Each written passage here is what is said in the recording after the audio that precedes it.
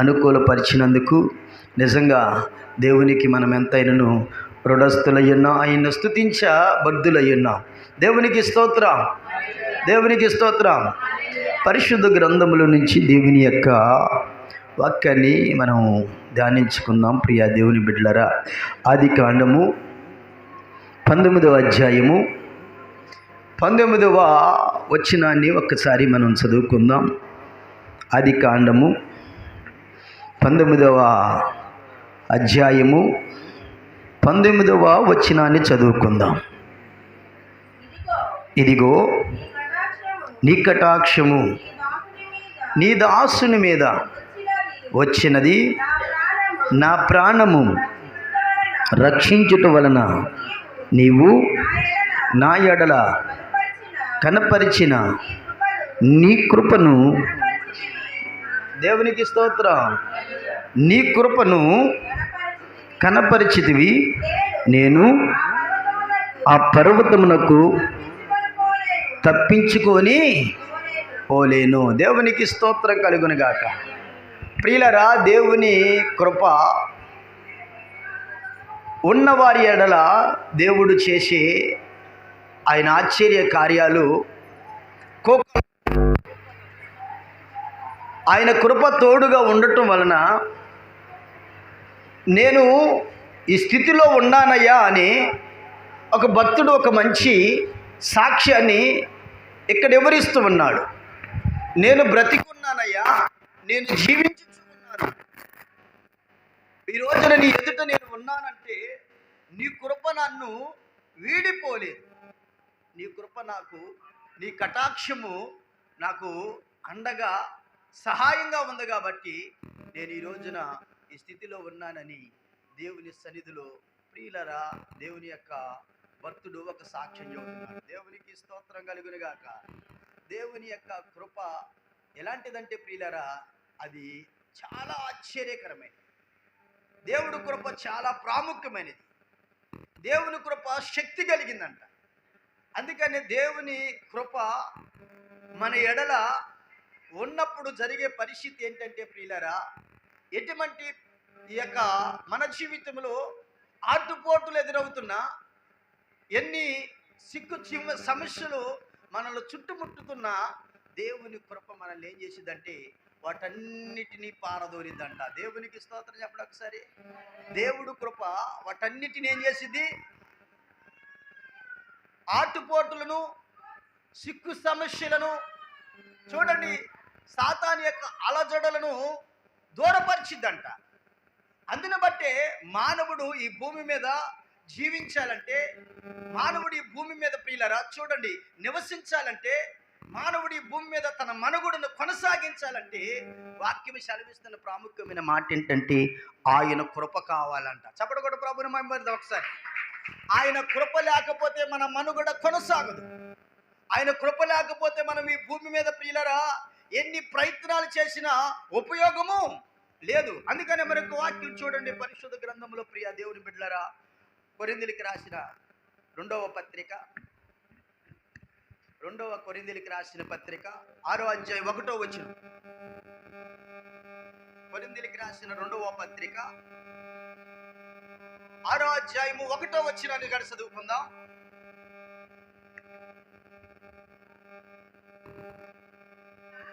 కాగా మేము ఆయన తోడి పనివారమై మీరు పొందిన దేవుని కృపను వ్యర్థము చేసుకొనవద్దని మిమ్ములను వేడుకొనుచున్నాము. అనుకూల సమయమందు దేవునికి స్తోత్రం. పౌలు మరొకసారి ఏమంటున్నాడంటే, కొరింథీ సంఘమా, దేవుడు మీకు అనుగ్రహించిన కృప ఉన్నదే, అది అర్థం చేసుకోవద్దు. దేవుడు మీకు ఇచ్చిన ఆరోగ్యం ఉందే, దాన్ని పాడు చేసుకోవద్దు. దేవుడు మీకు ఇచ్చిన ఏమైనా సరే వాటిని మీరు పోగొట్టుకోవద్దు. దేవుడు కృపలో మీరు అన్నిటినీ పొందుకున్నారు కాబట్టి, దేవుడు కృపలో దేవుడు మనకు అన్నిటినీ సమకూర్చాడు కాబట్టి మీరు ఏమై ఉండాలంటే వాటిని పోగొట్టుకోవద్దు. దేవునికి స్తోత్రం. వాటిని మీరు అర్థం చేసుకోవద్దు, వాటిని మీరు జార విడుచుకోవద్దు. గడిచిన సంవత్సరంలో చాలా మంది అనేకమైన వాటిని చూడండి వ్యర్థపరుచుకున్నారు. అనేకమైన వాటిని చేతుల వారి ప్రియులరా జారవిడుచుకున్నారు. కానీ దేవుడు చెబుతున్నాడు కదా, వాటిని మీరు వ్యర్థం చేసుకోవద్దు. దేవునికి స్తోత్రం. మీరు పొంది ఉన్న దేవుని కృప ఉంది కదా, మీరు పొందుకున్న దేవుని శక్తి ఉంది కదా, దేవుడిచ్చిన సంపద ఉంది కదా, దేవుడు మనకి ఏదైతే ఇచ్చాడు, ఏదైతే మనం పొందుకున్నాము, వాటన్నిటినంట మనము దేవుని కృపలో జాగ్రత్తగా చూసుకోవాలంట. దేవునికి స్తోత్రం. దేవుడు కృప లేకపోతే ప్రియులరా ఈ సంవత్సరంలో మరలా మనము ప్రవేశించే వాళ్ళమే కానే కాదు. ఎంతో మంది ఈ కృపను పోగొట్టుకొని, ఎంతో మందికి ఈ భాగ్యము లేక, ఎంతో మందికి ఈ ధన్యత లేక అనేకులు హతులైపోయారు. మరి లోకమనే కాలగర్భములో కలిసి ఉన్నవారిని మనం చూస్తూ ఉన్నాం. దేవుడు తన మహాకృప మన పైన చూపి మరొక పర్యాయము ఇట్టి గొప్ప ధన్యత దేవుడు మనకిచ్చినందుకై ఆయనకేమిచ్చినా ఆయన రుణాన్ని తీర్చలేము. దేవునికి స్తోత్రం చెప్పండి. ఈ సంవత్సరమునకు ఇది మొదటి నెల, ఈ సంవత్సరమునికి ఇది మొదటి రోజు. దేవునికి స్తోత్రం చెప్పండి ఒకసారి. ఈ సంవత్సరము ఆఖరి వరకు మరలా దేవుడు కృపను మనం జాగ్రత్తగా కాపాడుకోవాలి. దేవుడి కృపను మనము భద్రపరచుకోవాలి. దేవుడు కృపలోనే మనము ఎదుగుతూ ఉండాలి, వృద్ధిల్లుతూ ఉండాలి. దేవుడు సహాయకుడు, మనకి తోడుగా ఉంటానని వాగ్దానం చేశాడు. అవునా కదా? దేవుడు మనకి సంవత్సరం ఏమని చెప్పాడు? శ్రమలలో నేను నీకు తోడయుండి, దేవునికి స్తోత్రం, నిన్ను విడిపిస్తాను, నిన్ను గొప్ప చేస్తాను, నీకు సహాయంగా ఉంటాను, నువ్వు ఎక్కడికి వెళ్ళినా నేను నిన్ను విడవను. ఎందుకో తెలుసా? అతడు నన్ను ప్రేమిస్తున్నాడు కాబట్టి నేను అతను తప్పిస్తాను. ఆయన ప్రేమించే వాళ్ళని దేవుడు తప్పిస్తాడు. ఆయన ప్రేమించే వాళ్ళకి దేవుడు కృప ప్రియులరా విస్తరించింది. ఆయనని ఎవరైతే ప్రియులరా విశ్వసిస్తారో ఆయన కృప ఏం చేసిందంటే ప్రియమైన దేవుని బిడ్డలరా ఎన్నడూగడ దాటిపోదంట, ఎన్నడూగడ దాటిపోదంట. అందుకని ఈ లోకంలో మనకి ఏది ఎన్నో లేకపోయినా కానీ ప్రాముఖ్యంగా దేవుని కృపను కలిగి ఉంటే చాలు. దేవునికి స్తోత్ర. మనం దేవుని కృపను కలిగి ఉంటే దేవుని కృపలో మనం పిల్లరా ఏమైతో తెలుసా? ఎన్ని ఆటుపోటులైనా సమస్యలైనా ఎదుర్కోవటానికి దేవుడు కృప మనకి సహాయం చేసిద్ది. దేవునికి స్తోత్రం. మరొక వాక్యం ఏప్రిల్కి రాసిన పత్రికలో రాయబడిన మాట చూడండి త్వరగా.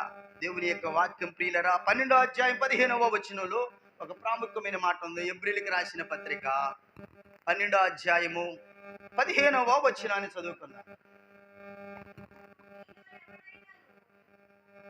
జాగ్రత్తగా వినాలి ఈ మాట, మీరు జాగ్రత్తగా అండర్లైన్ చేసుకోండి. మీలో ఎవడైనను దేవుని కృపను పొందకుండా తప్పిపోవునేమని చేదైన ఏరు ఏదైనను మొలచి కలవరపరచుట వలన అనేకులు అపవిత్రులై పోదురేమని ఒక్క పూట కూటి కొరకు తన జ్యేష్ఠత్వపు హక్కును అమ్మివేసుకున్న ఏశావు లాంటి భ్రష్టులు మీలో ఉన్నారేమో చూసుకోండి.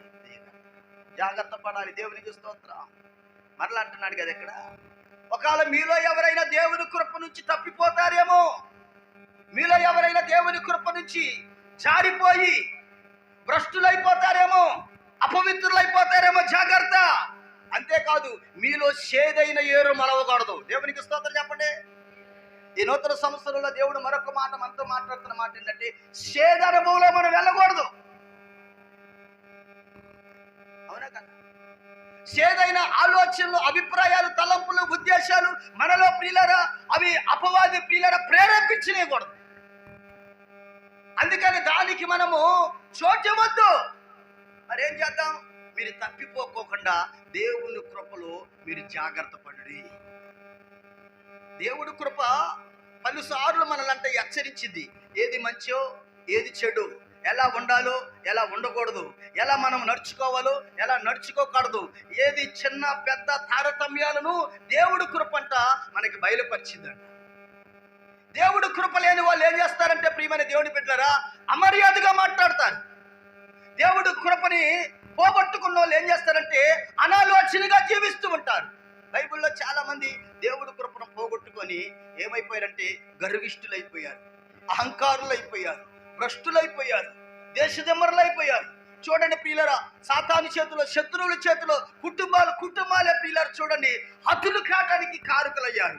కానీ ఈ రోజున దేవుడు మరొకసారి మనతో మాట్లాడుతుందో తెలుసా? ఆ మాటను మరొకసారి చదువుదా, 15వ వచనాన్ని మరలా చదివితే, మీలో ఎవడైనను దేవుని కృపను పొందకుండా తప్పిపోవునేమోనని జాగ్రత్తగా వినాలి. మీలో ఎవరైనా దేవుని కృప పొందకోకుండా తప్పిపోతారేమో. దేవుని కృప పొందకపోతే, దేవుని కృపని మన ప్రియులరా అనుభవించకపోతే, దేవుని కృపని మనం దక్కించుకోకపోతే ఏం జరిగింది అంటే చేదైన ఏరు మలిసింది అంట. ఏం మలిసింది?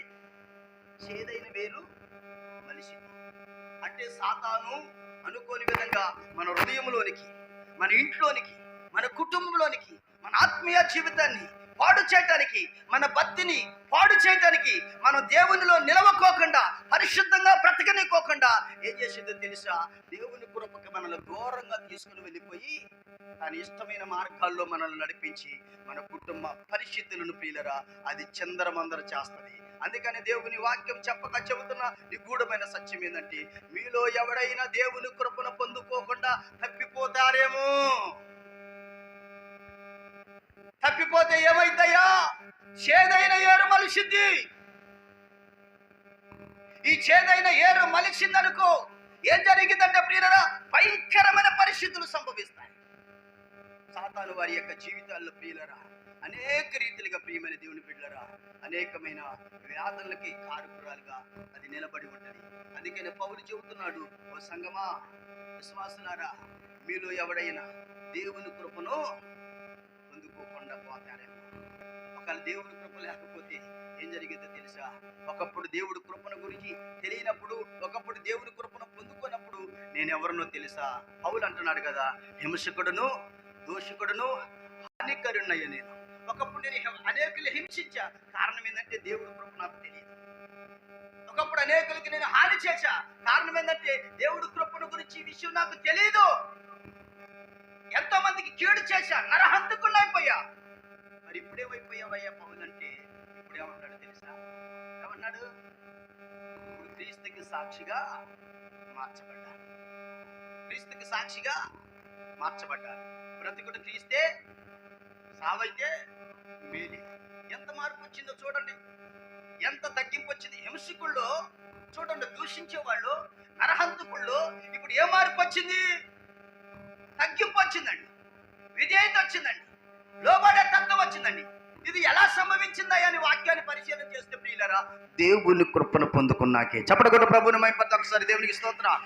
దేవుడు కృప మనకుంటే జరిగేది ఏంటయ్య అంటే ప్రియులరా అన్నిటి విషయంలో ఓర్చుకుంటామంట, అన్నిటి విషయంలో అణిగిమణిగుంటామంట. దేవుడు కృప మనకు తోడుకుంటే ప్రియులరా జరిగే విషయం మరొకటి ఎందుకు తెలుసా? దేవుని పాదాల దగ్గర మనం కూర్చుంటామంట. దేవునికి స్తోత్రం. దేవుడు కృప మనకుంటే ఆయన పాదాల దగ్గర కూర్చుని ఆలోచన వచ్చింది. దేవుడు కృప మనకు లేదనుకో ఇక మనం ఏమైపోతామని అంటే ప్రియులరా చేదైన వేరు మలిసి అపవిత్రులు అయిపోతాం. అందుకని మనల్ని దేవుడు అంట అపవిత్రులుగా ఉండటానికి మనల్ని పిలవలేదంట, ఆశీర్వాదానికి వారసులుగా ఉండుట కొరకు దేవుడు మనల్ని పిలిచాడు. దేవునికి స్తోత్రం. ఆశీర్వాదానికి వారసులుగా ఉండుట కొరకు మనల్ని పిలిచాడు. అందుకని సంవత్సరం ప్రారంభమున దేవుడు ప్రియులరా మోషేని పిలిచి కొన్ని విషయాలు హెచ్చరించాడు. ఆ 2 మాటలు చెప్పి మనం ముందుకు కొనసాగుదాం. ప్రియా దేవుని బిడ్డలు చూడండి, నిర్గమాకాండం పరిశుద్ధ గ్రంథంలో రాయబడిన ఒక మంచి నిగూఢమైన సత్యాన్ని చూద్దాం ప్రియులారా. నిర్గమాకాండం 12వ అధ్యాయము 1వ వచనాన్ని చూద్దాం. దేవుడైన యెహోవా మోషేని పిలిచి, మోషే అహరోనును ఐగుప్తు దేశములో ఉండగా యెహోవా వారితో ఎలాగ సెలవిచ్చును, నెలలో ఈ నెల మీకు మొదటిది. దేవునికి స్తోత్రం చెప్పండి. ఏంటంటమ్మా? ఏంటంట? నెలలలో ఈ నెల మీకు ఏ నెల ఇది? ఏ నెల? ఏ నెల? ఈ నెల పేరు జనవరి నెల. బైబిల్లో ఏమన్నా నెల పేరు కాదు. అమ్మ ఈ నెల పేరేంది?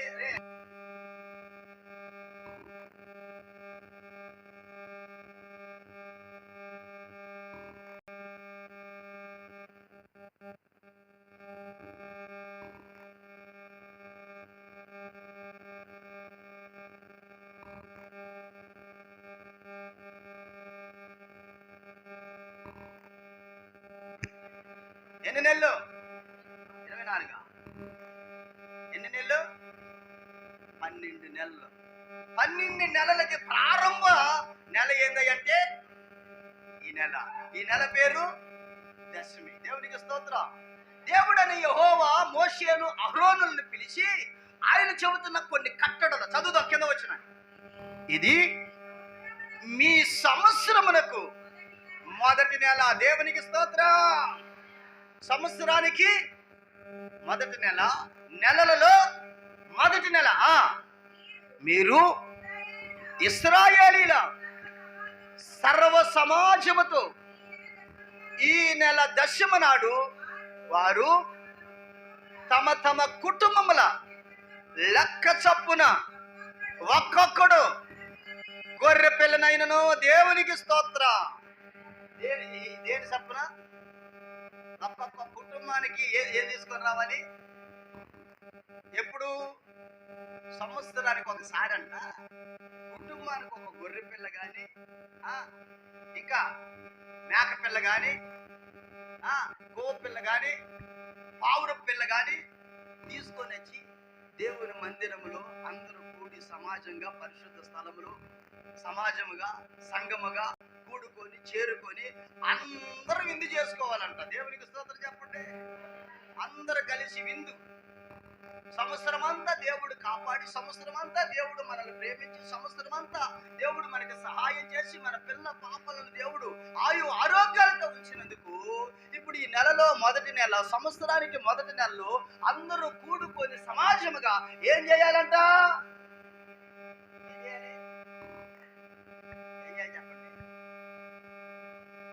చెప్పండి. ఎంత వాక్యం చెప్పినా దున్నపోతు మీద వర్షం పడితే దానికి ఏమన్నా తెలిసిందే?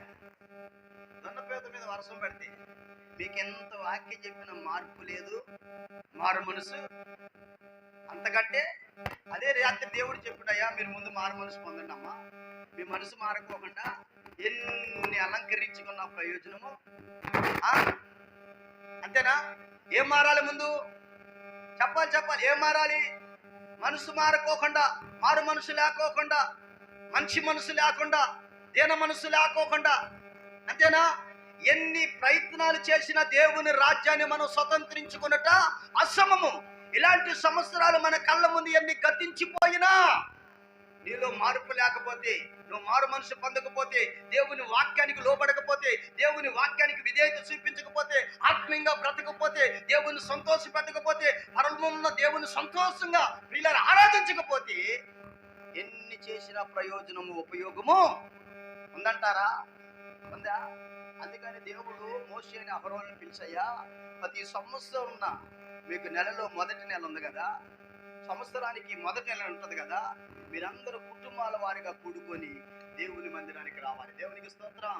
పరిశుద్ధ స్థలానికి రావాలి. దేవునికి స్తోత్రం. పరిశుద్ధ స్థలానికి వచ్చి మీరందరూ ఏం చేయాలి? ఇప్పుడు కింద మాట అంటాడు కదా, చదువుదాం. తమ తమ కుటుంబముల లెక్క చప్పున ఒక్కొక్కడు గొర్రె పిల్లనైనను మేక పిల్లనైనను, అనగా ప్రతి ఇంటికి ఒక్క గొర్రె పిల్లనైన. దేవునికి స్తోత్రం. దేవుడు చెప్పిన మాట చూడండి, ప్రతి ఇంటికి అన్నారు. ఇప్పుడు మన ఎన్నిళ్ళు ఉన్నాయి? ఏం చేయటానికి అమ్మ? ఏం చేయటానికి? దేవుని వాక్యాన్ని మనం పాటించుకోకుండా, దేవుని వాక్యాన్ని అనుసరించుకోకుండా ఎంతగా మనం దేవుని సన్నిధిలో కనపడ్డా కానీ వాక్యం అంటది కదా, వారిని జీవించుచున్నానని పేరే కానీ మీరు మృతులకి ఎంత చెప్పినా కానీ దేవుని వాక్యం ప్రయోజనం ఉందా? ఉపయోగం ఉందా? ఏమైనా మేలేదే? ఏదైనా ఆశీర్వాదమేనా? చూడండి, దేవుని సన్నిధిలో సమాజముగా సంవత్సరమునకు ఒకసారి దేవుని సన్నిధిలో కూడి చేరి ఎలా ఉండాలండి? టైం అంతా ఇంకా ఎంత క్రమం కలిగిన సంఘం, ఎంత క్రమం కలిగిన విశ్వాసం, ఎంత భక్తి కలిగిన కుటుంబాలండి, ఎంత ఆత్మీయత అండి మీకు, ఎంత దేవుడి భయం ఉందని మీకు అని చెప్పండి. దేవుడి భయం ఉందని చెప్పండి. నిజంగా మారు మనసు ఉందా చెప్పండి. మార్పు పొందుకోలేనా మీరు చెప్పండి. వాక్యానికి విధేయులుగా జీవించలేనా? నిజంగా మారు మనసు లేకోకుండా నేను అంటాను, వాళ్ళలో ఎట్లా చేస్తారా చెప్పండి ఒకసారి. ఇప్పుడు వాళ్ళలో ఎట్లా చేయాలి, వాళ్ళలో ఎట్లా చేయాలి? మనసు మారకుండా, మారు మనసు లేకుండా, చేదైన ఏరు అనుభవం, ఆలోచన, తలపులు మనం తీసివేయకోకుండా, ఆజ్ఞలకు మనం విధేయులుగా జీవించుకోకుండా, చూడండి పిల్లరా, నీవు ఎంత కాలము బల్లలో చేసినా గాని వాక్యం చలవిస్తుంది కదా, అనేకులు నిద్రిస్తున్నారు అంటుంది. దేవునికి స్తోత్రం. అందుకని అనేకమైన విభేదాలు కలుగుతున్న వాళ్ళ కుటుంబాల్లో అనేకులు బలహీనులు అవుతూ ఉన్నారు. ఎందుకో తెలుసా? దేవుని కృప నుంచి తప్పిపోతూ ఉన్నారు. వీళ్ళు దేవుని కృపను పోగొట్టుకుంటూ ఉన్నారు. దేవుని కృపకి విధేయులుగా జీవించలేకపోతూ ఉన్నారు. అందుకని దేవుని యొక్క వాక్యం, ప్రియమైన దేవుని బిడ్డలను గమనించండి. 40 సంవత్సరాలు ఇశ్రాయేలు ప్రజల్ని అరణ్యములో దేవుడు నడిపించి, వారిని పోషించి, వారి అవసరతలు, అక్కలు, కొలతలు, పొదుగులు తీర్చి, వారికి కావలసిన అన్నిటిని దేవుడు అనుకూలపరిచి, వారికి ఏది అవసరమో ఏ టయానికి ప్రియులరా అన్నిటిని సిద్ధపరిచినా కానీ ప్రియులరా, దేవుని మాట వినక, శావుకుల మాట వినక, సనుక్కొని గొనుక్కొని అరణ్యములోనంట ఒక చెట్టుకున్న పండాకులు అంటే చూసావా, ఆకులు రాలిపోయినట్టు రాలిపోయారంట. దేవునికి స్తోత్రం. ఆకులు రాలిపోయినట్టుగా రాలిపోయారు. వాక్యానికి విధేయత చూపించకపోతే సంఘమా, దేవుడు అంటున్నాడు, దుష్టుల సంఘము నాకు క్రమము లేని సంఘం, క్రమము లేని విశ్వాసం, భయము లేని విశ్వాసులు, భయము లేని కుటుంబాలు, భయము లేని యవనస్తులు దేవునికి ఇష్టమైన వారు కానే దేవునికి ఇష్టంగా జీవించాలని దేవుడు మనల్ని ప్రేమించి ఏం చేశాడో చూడండి. ప్రియమైన దేవుడు బిడ్డరా, పరిశుద్ధ గ్రంథంలో ప్రియులరా, దేవుని కృపను పోగొట్టుకున్న ఒక వ్యక్తిని గురించి 2వ సమూయేలు గ్రంథము 7వ అధ్యాయం 15వ వచనంలో రాయబడిన ఒక ప్రాముఖ్యమైన మాటను, సమూయేలు 2వ సమూయేలు 7వ అధ్యాయము 15వ వచనాన్ని ఒకసారి చదువుదాం.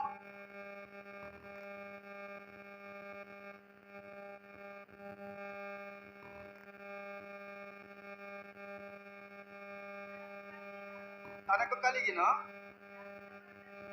సమూయేలు 2వ సమూయేలు 7వ అధ్యాయం 15వ వచనం, నిన్ను స్థాపించుటకై నేను కొట్టివేసిన సౌలునకు నా కృప దూరమైనట్లు అతనికి నా కృప దూరము చేయను. చప్పట్లు కొట్టడం గట్టిగా దేవునికి స్తోత్రం కలుగుగాక. దేవుడంట సౌలుకి కృపని దూరం చేశాడంట. అయితే దేవుడు మరొక మాట అన్నాడు, నిన్ను స్థాపించుటకై నేనేం చేస్తానో తెలుసా, నా కృప నీకు దూరం. దేవుడు కృప దూరం అయిపోయిన సౌలు జీవితం ప్రియులరా అగోచరంగా మార్చబడింది. దేవుని కృప పోగొట్టుకున్న సౌలు ప్రియులరా రాజ్యాన్ని పోగొట్టుకున్నాడు, అధికారాన్ని పోగొట్టుకున్నాడు, సింహాసనాన్ని పోగొట్టుకున్నాడు, కుటుంబాన్ని పోగొట్టుకున్నాడు, పిల్లలను పోగొట్టుకున్నాడు, చివరికి తాను ప్రాణాలు కూడా కోల్పోయాడు. దేవుని బిడ్డలారా గమనించండి, దేవుడు కృప పోగొట్టుకుంటే మనము జీవించిన ప్రయోజనము, ఉపయోగము లేదండి. అందుకని దేవుడు అంటున్నాడు, సర్వ సమాజాన్ని పోగు చేయండి అయ్యా, సర్వ సమాజాన్ని పోగు చేసి సంవత్సరమునికి ఇది మీకు మొదటి నెల, నెలలలో మీకు ఇది మొదటి నెల, ఈ నెలలో ఈ సంవత్సరములు ఈ ప్రారంభములు మీరు ఏం చేయాలో, ఎలా ఉండాలో, ఎలా జీవించాలో, కుటుంబాలుగా, సంఘముగా, సమాజముగా అందరూ కూడుకొని దేవుణ్ణి ఆరాధించాలి. దేవునికి స్తోత్రం కలుగును గాక. వారు బ్రతుకుదరి నిమిత్తం ఏ ప్రాంతానికి, ఏ దేశానికి, ఎక్కడికి వెళ్ళినా ఆ సంవత్సరానికి ఒకసారి అంట అందరూ యెరూషలేము దేవాలయం దగ్గరికి వచ్చేవాళ్ళంట, దేవుని సన్నిధికి వచ్చేవాళ్ళంట, దేవుని మందిరానికి వచ్చేవాళ్ళంట, సమాజముగా సమూహముగా కూడుకొని అందరూ దేవుని ఆరాధించేవాళ్ళంట. దేవునికి స్తోత్రం. అందరూ కుటుంబాలతోనండి. భార్య వస్తే భర్త ఆగటం, భర్త వస్తే భార్య ఆగిపోవటం, తల్లి వస్తే పిల్లలు ఆగటం కాదండి. అక్కడ కుటుంబాలుగా వచ్చి దేవుని ఆరాధించేది. దేవునికి స్తోత్రం. అలా ఆరాధిస్తే దేవుడు కృప మనకు దూరం అయితే, దగ్గరైతే దేవుడు కాపాడుతున్నా లేదా, కాపాడుతున్నా లేదా చూడండి. పిల్లలు పుట్టకపోతే అదొక బాధ. పిల్లల పిల్లల పిల్లల పిల్లలని ఏడ్చి పిల్లలు పుట్టాక పిల్లలతో పని కావట్లేదు. ఏం కావట్లేదు? పిల్లలతో పని కావట్లేదు. చూడండి, దేవుడు ఏదైనా మనకు కొంచెం ఏదైనా కావాలని దానికోసం ప్రార్థన ఇచ్చాడనుకో, దాని మీద సాకులు చెబుతున్నారు ఈ రోజున.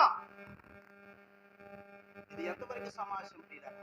అందుకని పౌలు చెబుతున్నాడు, మీలో ఎవడైనా దేవుడి కృప నుంచి తప్పిపోతారేమో, జాగ్రత్త పడండి. తప్పిపోతే ఏమైందయ్యా? చేదైన వేరు మీలో మనిషిది. దేవునికి దూరం అయిపోతాం. దేవునికి మీరు దూరం అయిపోతే తీరని నష్టాలు, అపాయాలు, ప్రమాదాలు, ఎన్నో శోధనలు మీ జీవితంలో చోటు చేసుకుంటాయి. మీరు తప్పిపోకూడదు, మీరు జాబిపోకూడదు. అందుకని దేవుని కృపలో మీరు ఎప్పుడు కూడా వర్ధిల్లుతూ ఉండాలి, అభివృద్ధి పొందుతూ ఉండాలి, విస్తరిస్తూ ఉండాలి. మీరు అంచెలంచెలుగా దేవుని సన్నిధిలో ఆయన దాచిన యోగులను మీరేమో చేయాలంటే పొందుకోవాలి. దేవునికి స్తోత్రం. అందుకనే పౌలుకు దేవుడు అంటున్నాడు కదా, ప్రియమైన దేవుడి బిడ్డలారా, ఇదిగో సంఘముతో ఇలా మాట్లాడు. దేవుని కృప నుంచి తప్పిపోతారేమో, దేవుని కృప నుంచి జారిపోతారేమోనని దేవుడు తన వాక్యాన్ని బాహాటంగా ఆయనతో మాట్లాడితే ఆయన చెబుతున్నాడు సంఘంలో. దేవునికి స్తోత్రం. మరలా ఇక్కడ చెబుతున్నాడు, సౌలు మీద ఉన్న కృపను తీసివేసి దావీదుకి ఇచ్చాడంట. దేవునికి స్తోత్రం. ఎందుకో తెలుసా? అతన్ని కొట్టివేశాడు, ఇతన్ని స్థాపిస్తున్నాడు. ఎందుకో తెలుసా? ఇతను నా హృదయానుసారుడు అన్నాడు దేవుడు. ఇతను నేను కోరుకున్నవాడు అన్నాడు దేవుడు. దేవుని స్తోత్రం. ఇతను నా మనస్సుకు నచ్చిన వాడు అన్నాడు. దేవునికి స్తోత్రం. దేవునికి స్తోత్రం. అలాగ దేవునికి ఇష్టమైన జీవితాన్ని మనం జీవించి దేవుని కృపను పొందుకుందాం. దేవుని సన్నిధిలో మనం వర్ధిల్లుదాం. మన కుటుంబాలు ప్రియులరా దేవుని సన్నిధిలో అంచెలంచెలుగా ప్రియులరా ఎదుగులాగా మన వంతు మనము సహకరిద్దాం, ప్రార్థన చేద్దాం. దేవుడి కొద్ది మాటలు మన హృదయాల్లో ఫలింప చేయనుగాక. ఆమేన్. దారిద్ర్యం ఉన్నోళ్ళు ఎప్పుడు అట్లాగే ఉంటుంది. అంటే ఎంత దేవుడు పైకి లాగాలని చూసినా కానీ ప్రయోజనం ఉండదు. అంతేనా? దేవుడు ఎంత ప్రయత్నం చేసినా కానీ అడుగునుండోడు అడుగునే ఉంటాడు. లేపటానికి దేవుడు ప్రయత్నం చేస్తాడు. నిన్ను ఆశీర్వదించాలి, నిన్ను ఫలింప చేయాలి, నిన్ను విస్తరింప చేయాలని దేవుడు ఎన్నో ఉద్దేశాలు కలిగి ఉన్నాడు. కానీ మన సంఖలో పెట్టుకుంది ఎక్కడికి పోయినది అంటారు కదా పెద్దోళ్ళు, గోషులో పాపం పెట్టుకోనంట ఎక్కడ పోయి మునిగారు చెప్పాలి. మనసు మారకుండా, బుద్ధి మారకుండా, తలంపులు మారకుండా, దేవుడి భయం లేకుండా, దేవుడికి లోబడకుండా, దేవుని కృపలో మనం స్థిరపడి నిలబడి ఉండకోకుండా ఎన్ని ప్రయత్నాలు చేసినా ఉపయోగం అనేది లేదండి. అందుకని దేవుడు ఇవన్నిటిని చూసి, నా కుమారుడా, వీటన్నిటికంటే ప్రాముఖ్యమైనది నీ మనసు అబ్బాయి, నీ మనసు మార్చుకో, నీ హృదయాన్ని నాకు ఇయ్యి అబ్బాయి, ఆ హృదయాన్ని నాకు ఇచ్చి నీ మనసు మార్చుకొని నా యందు నువ్వు నమ్మకంగా నడిస్తే నా కృప నీకు తోడుగా ఉంటుంది అన్నాడు. దేవుడికి స్తోత్రం. దేవుడి కొద్ది మాటలు మన హృదయాల్లో ఫలింప చేయనుగాక. దయగలిగిన దేవ మహోన్నతుడా, వందనాలు, స్తోత్రాలు. నీ కృపా కాపుదలు నాతో మాతో వచ్చి నడిపించినందుకు స్తోత్రాలు నాయన.